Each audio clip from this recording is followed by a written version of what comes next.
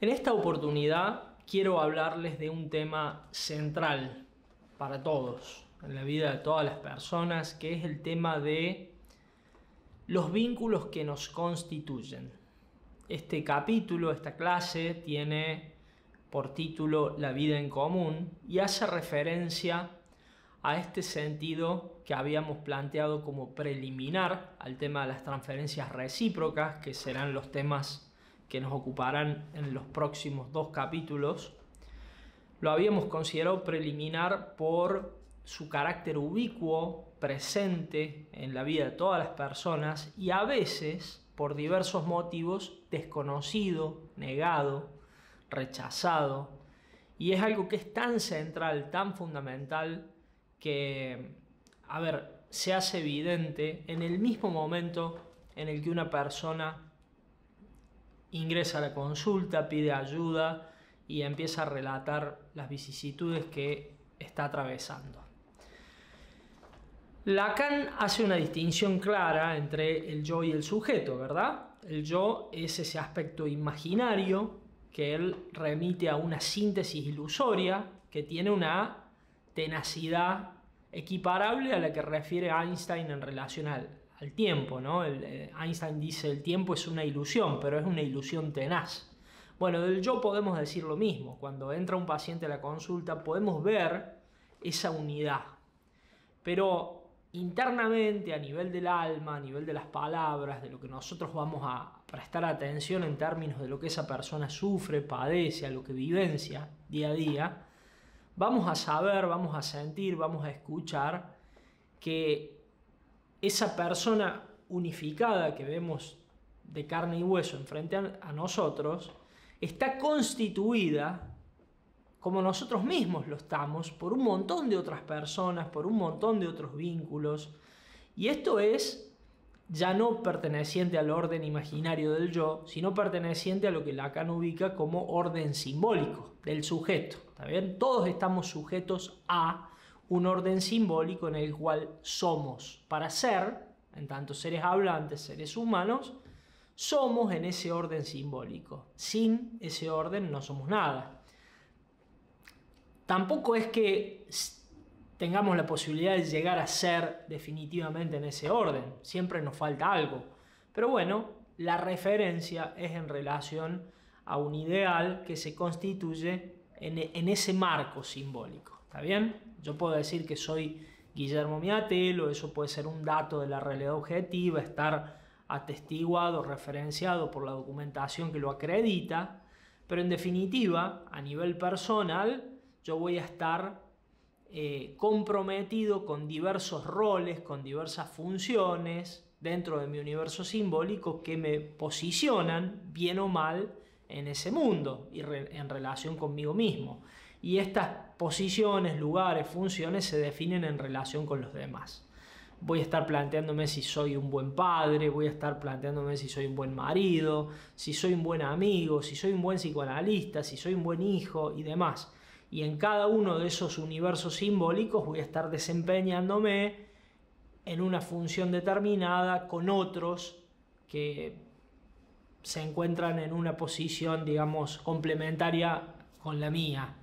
Y bueno, eso va a ser básicamente central en mi vida porque va a determinar cómo me siento, si estoy en desacuerdo, con desencuentros, con dificultades en alguno de estos ámbitos. Esto seguramente que se va a traducir a mi estado de ánimo, a mi manera de sentirme en ese momento particular de mi vida. Bueno, y esto que yo refiero en relación a mi persona de una manera un poco autorreferencial, es lo que nos pasa a todos, ¿no es cierto? Un poco que nuestra vida se define, se delimita y se decide en cómo estamos con quienes configuran nuestro círculo más cercano de afectos. Allí está nuestra vida. Entonces, de más está decir que cuando una persona llega a la consulta y va a referir un padecimiento, un malestar, una situación que la aqueja, en general se hace evidente que esto se entrelaza de manera directa con las circunstancias que esta persona vivencia con personas que para ella son significativas. a nivel cultural, a nivel social.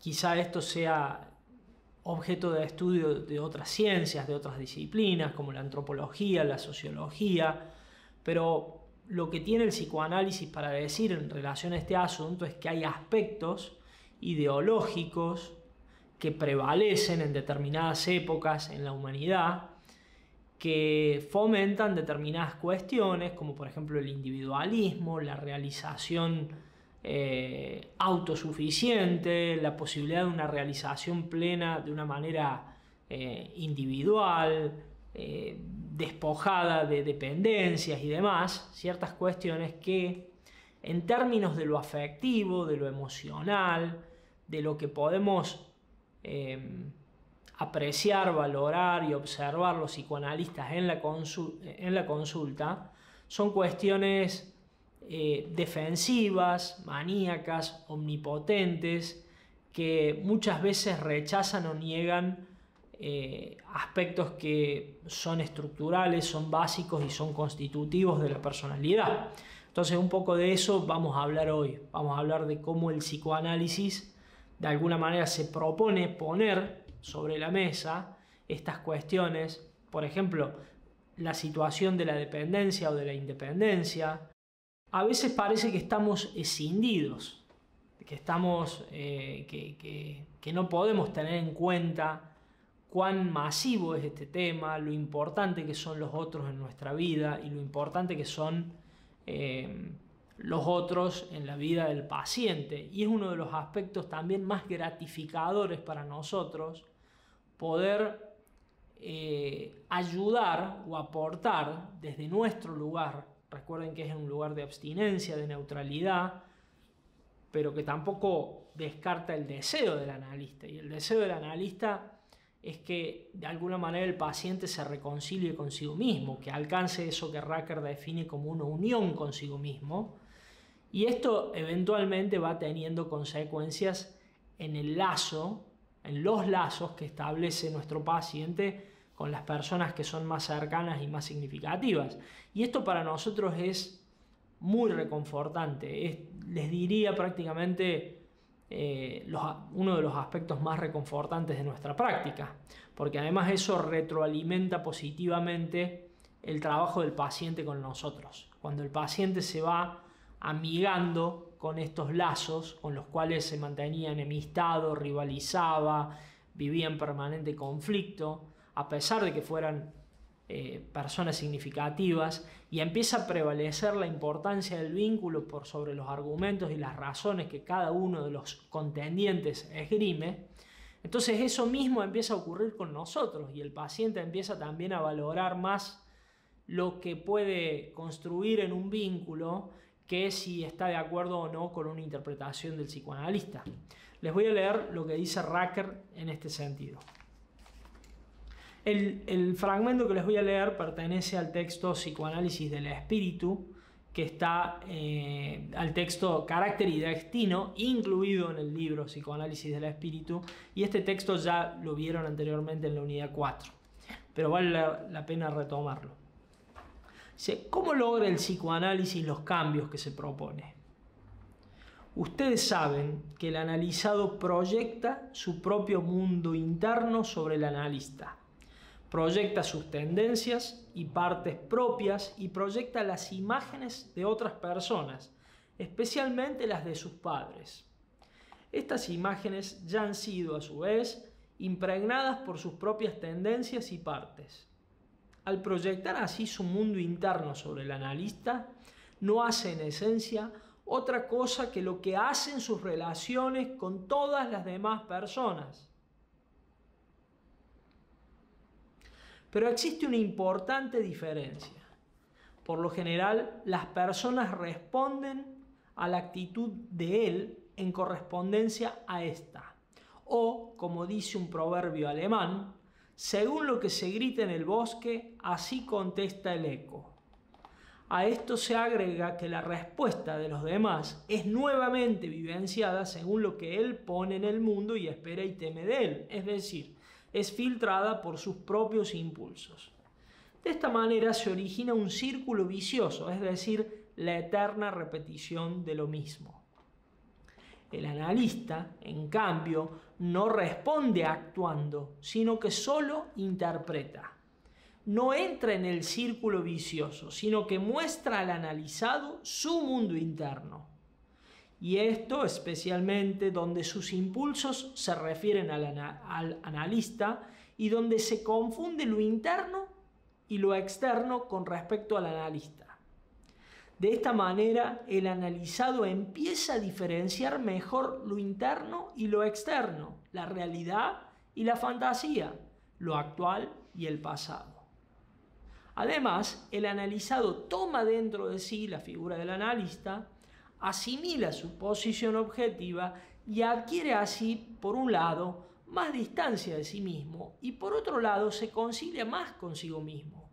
Acepta más dentro de sí lo que antes había rechazado de su conciencia. Se integra, se une consigo mismo. Con ello, al mismo tiempo, se une más con el mundo, ya que lo que más había rechazado en este era lo que en sí mismo había rechazado. Partes muertas de él empiezan a revivir y con ello partes del mundo externo experimentan igualmente una resurrección. El conocimiento y la unión consigo mismo abren un nuevo acceso al conocimiento y a la unión con el mundo. El círculo vicioso con los demás se rompe poco a poco gracias a la ruptura del círculo vicioso del analizado en su relación consigo mismo. Recuerden ustedes que Freud decía que los dos grandes objetivos de la cura psicoanalítica es que la persona pueda recuperar su capacidad de amar y de trabajar. Bueno, este es uno de los polos, tiene que ver con el amor. Luego hablaremos del trabajo, pero están estrechamente ligados. ¿Está bien? Entonces, ese fragmento de Racker, si ustedes quieren revisarlo, repasarlo, releerlo, ténganlo en cuenta como algo central, nodal, porque a la vez es la fuente de energía a partir de la cual una persona va a poder animarse, entusiasmarse con la vida, adquirir también esperanzas para emprender nuevos retos, para emprender nuevos desafíos, valorar lo que ha conseguido, empezar a encontrar lo bueno en sí mismo, encontrándolo en los demás.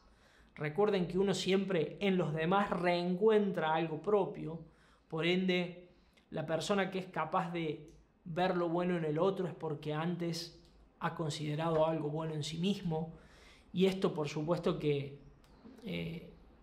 restituye o repara de alguna manera un círculo que se presentaba como vicioso y empieza a generar de una manera inconsciente absolutamente. ¿Se acuerdan cuando les hablaba del psicoanálisis, de esos aspectos que lo emparentan con la magia? Y bueno, precisamente por esto, porque los inconscientes empiezan a trabajar ya de una manera vital, de una manera productiva, y empezamos a encontrarnos en la clínica con el mismo paciente, pero con otro paciente, con un paciente que ya empieza a retroalimentar positivamente el vínculo con los demás y por ende también el vínculo con su propio analista.